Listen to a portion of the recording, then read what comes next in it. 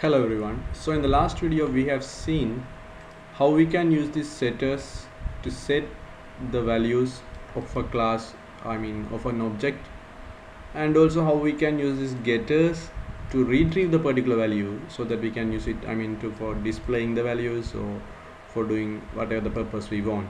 Okay, so the setting scenarios, okay, that means you are not supposed to set the values directly because that is how it is. Okay, you should not do it. Okay, we will see why later, deeper reasons, but you shouldn't do it. And yes, getting also, you shouldn't get the values directly. You have to use a method, getter methods, that will return you the values. So what we simply did was we made those variables as private variables so that you cannot access them directly even for setting them or getting them. Instead, we will have public methods for getting the values and also setting the values. This is totally cool. So if you don't understand, you just have to go to the previous video on this playlist and have a look and come back here. So now there is one concern I might arise here, okay, I might bring up because see, where do we create our car object? Here, right? We have the car class. That means you know how to create an object using a class, right? First the class name and the name of the object you want to give and the new keyword and again the class name with the two braces and the semicolon, right? So this is where the car is being built actually. Okay, then after you build the car, then depending on your purpose, okay, depending on the number of fields you want or the color, the user is setting, see, you are setting it, right, using a set method. Okay, so then later we are retrieving it. That is not a problem, we can retrieve it anytime we want. Okay, for our displaying purposes like this here or for some other purpose we can retrieve it. That is totally fine, okay, using the getter methods. But the setting things, there is one concern I can raise. You know, when we are building a car, okay, when the car is being built, okay, so here this is completely built. Okay, when the car is completely built in the line number 7, should it not be having the wheels, number of wheels? Should it not be having a color? It should be, right? Does it not have to have a wheel and color at the very moment it is being built? It has to have, right? That means what I'm asking is, when at this very point it should have the number of wheels and the color, because this is happening. That means the car being built, okay, that means the number of wheels and the color of the car is determined at the very place when the car is building. Okay, so when the car is done with the building, the color and wheel should be there. Okay, you should not be doing, you normally we don't do it after that, later. We don't customize the values later in some other day. Okay, at the very moment we build the car, okay, the wheel is there, number of wheels and 4 wheels are there, and the color whatever the green or yellow is there.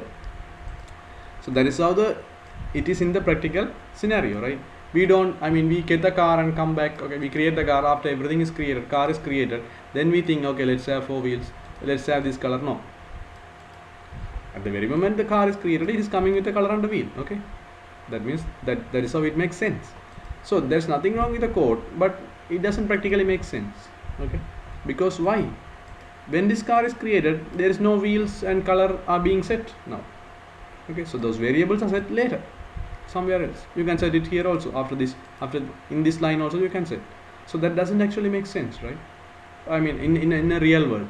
So what we have to do is we have to make sure when the car is being built, at the very moment, at this very line, when the car is being built, that means when my car is created, it should be having the 4 wheels and the color. So that's how the car is being built, right? Whatever you do, the car, what I'm trying to say is some features may be customized later. So let's say the car may have an extra wheel. You know, in some vehicles you see there's a extra wheel, stepney is in the back side. Okay, so that may be customized later. Okay, the user thinks, okay, I want to set an extra wheel, so I will set 1, something like that. So that may not be created when the car is created, or some other features. Okay, so that means the extra features they can be set later. But the wheels and the colors are the very basic elements that is being created when the car is built. At the very moment the car is built, it will be having a wheel, having a particular number of wheels, and it will be having a color. But here it is not happening the way it is. if you come this line number 8, here we have this my car object created, but still the wheels and colors are not set. Wheels and colors are not there. We will consider like that for the moment. Okay, later on only we set it. Okay, sometimes the user doesn't want to set this. Okay, but still if we don't have these two lines, still the car is here, my car object is there, but still no wheels or color is not set. So in the real life that doesn't make sense. So there may be some situations we want that particular features to be in that object, okay, at the very moment of the object is being built. Okay, so how we can do it? Okay, so we have to find a way, okay, that we have to find a way that when the car is being built, it should be built with the wheels and the color. There's no other way. If we limit the scenario like that, then at the very moment you build the car, you have to create the wheels and the color as well. So when the car is created at the line number 7, it will have the 4 wheels and the color. You don't have to separately set them. Okay, so color, if you want to, I mean, if you feel like, okay, I want to change the color, that's another thing. Okay, you set that later, that's another thing.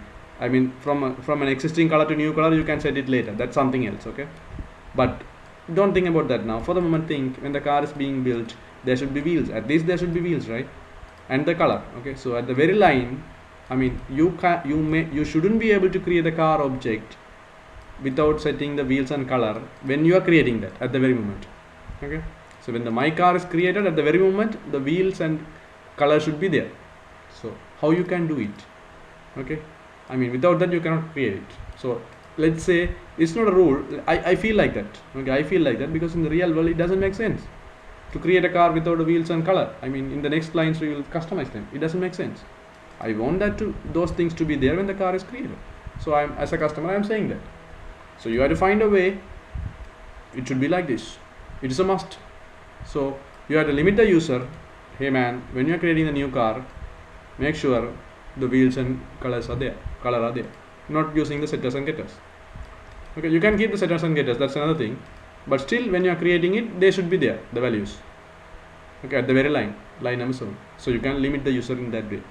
For some other features that are optional, you can have setters and all those things. You can let them use. Okay, you don't have to add those features when the car is building, like the extra wheel or some other things like key tech. I'm just saying. Okay, some other thing you can later customers can customize, but these things, wheels and color, should be there.